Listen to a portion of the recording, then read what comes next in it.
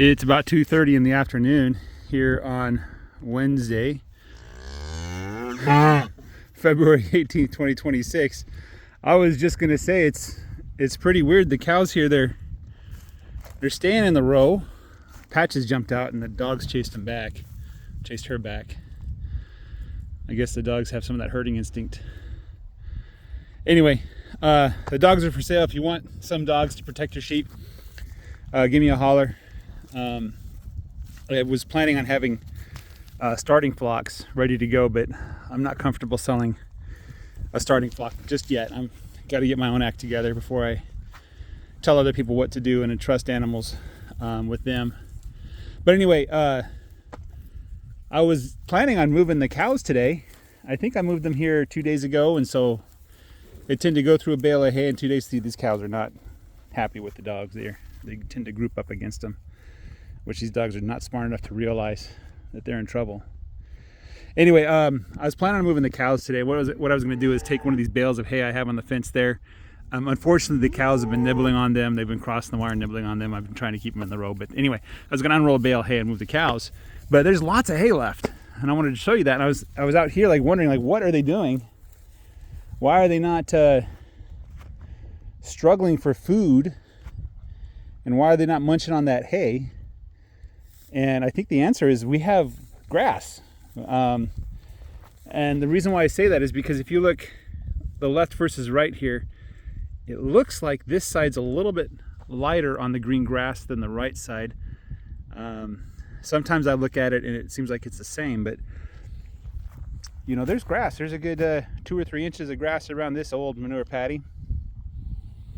In some places I see grass 6 inches tall, fresh green grass. So the cows are eating something, and I come out in this row. I wanted to look at their manure paddies to see if they're piling up because of lack of protein. Do I need to feed more protein or less? And just not seeing a lot of paddies out here. That's an old paddy. That one doesn't count. This one seems to be somewhat fresh, maybe a couple days old. And it's a little bit piling up, but maybe that's an old one from when they broke out of the row. This one seems to be fresh. It's fairly soft. Could be a little softer. It should be a little softer. That one's probably a couple days old. That one's probably a couple days old too. It's piling up a little bit. That one I would give protein for. That would cross the threshold and I'd say, yep, they need protein. But yeah, I'm just not seeing a lot of manure paddies out here in the middle of the road. This one's fairly soft. That one's not enough to tell. This one seems fairly soft. You know, those dogs are trying to protect me. Lots of flies. We already got flies, huh? I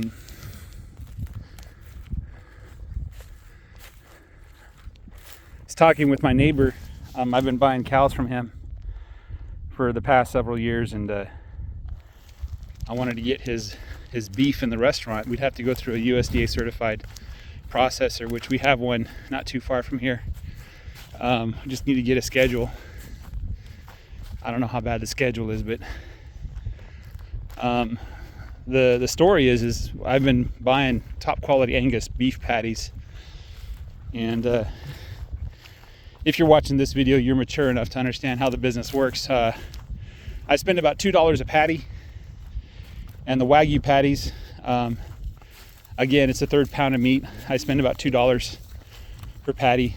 And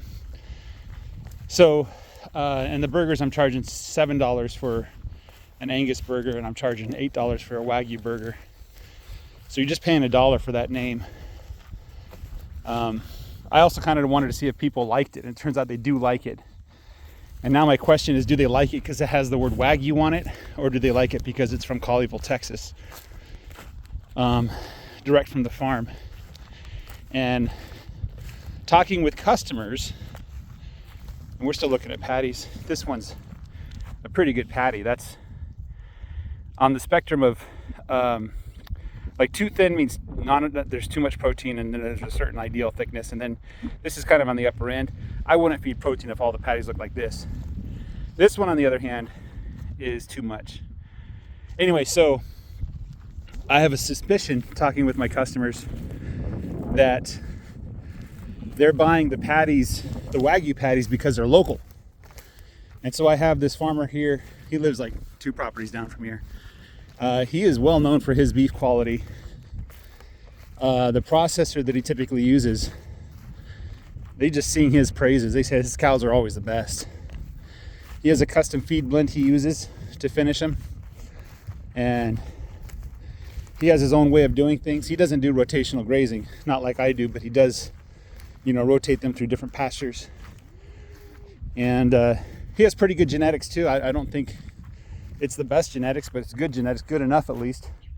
I think the money is in his feed and how he treats the animals, which him and his wife, I wouldn't say they're liberal, but they're definitely, they love animals, I won't ascribe anything to their politics. I don't really know one way or the other. I never really talked politics with them.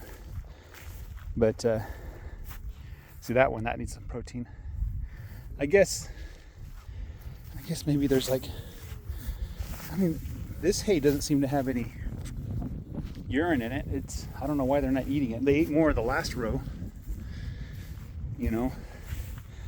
But anyway, the thought is that I get cows from him and start selling them as patties grown locally, 10 miles away from the restaurant. I just don't see why people aren't doing that around here with everything. People living around here, I guess a lot of people don't know what they're missing, but enough people have grown up in this area and they've probably raised beef at one point or had family members raise beef, and they probably tasted the beef and they know that it tastes a lot better than what you get in the store. But anyway, I put out the protein for the cows, 25 pounds, and they're not even interested in it. I don't even know what they're doing in the middle of the row there. Maybe they're complaining there's not enough food or something. But anyway, long story short is I think I'm going to bring in one of his cows into the slaughterhouse, the processor, I should say.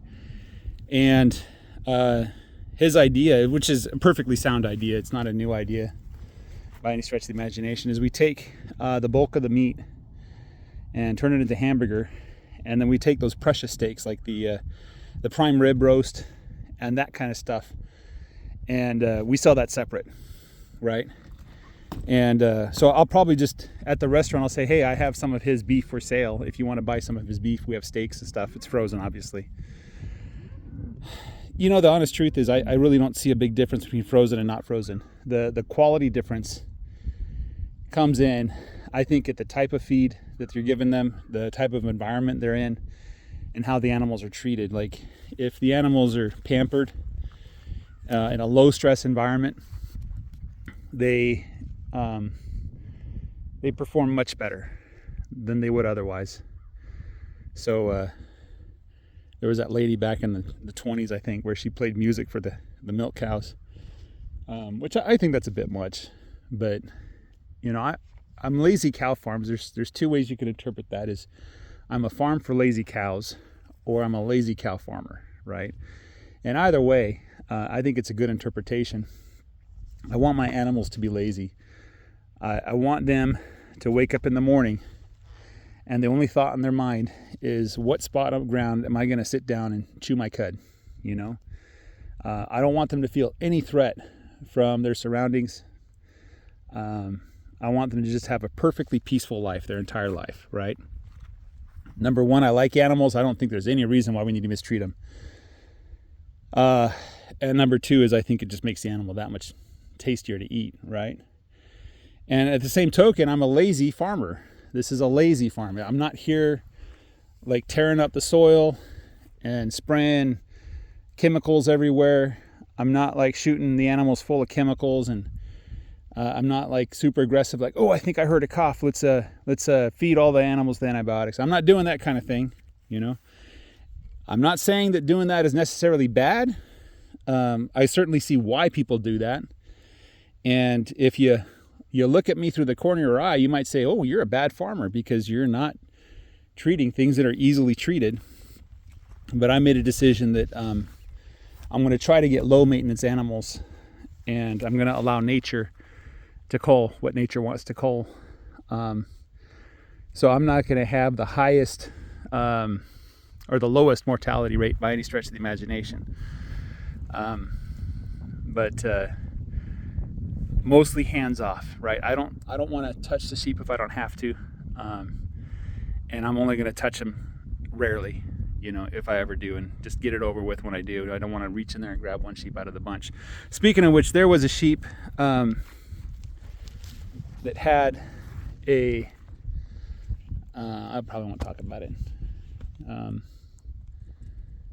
don't know what it means. Here comes the animals.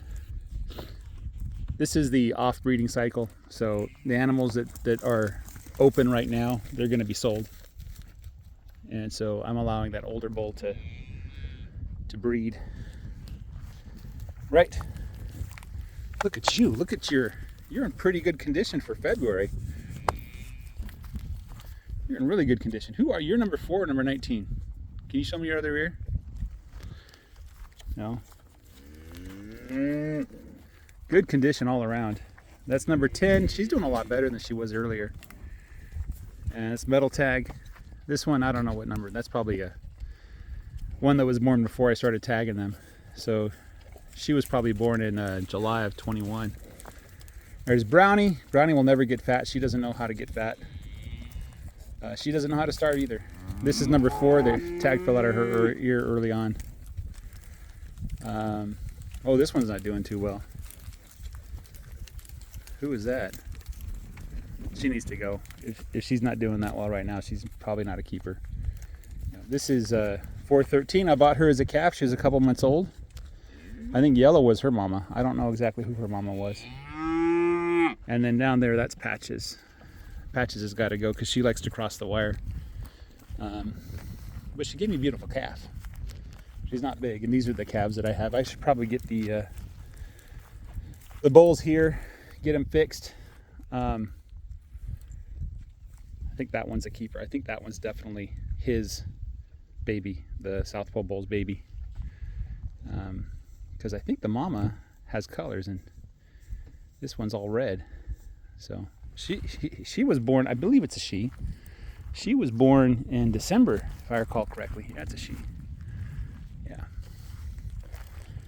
So this is the kind of cow that I want. Small cows, small frames, short legs. So I'm going to keep breeding the South Pole in. And over the next 10 years, we're going to get the smaller cows that are more adapted to grazing. So anyway, guys, have a great day. Take care and bye-bye.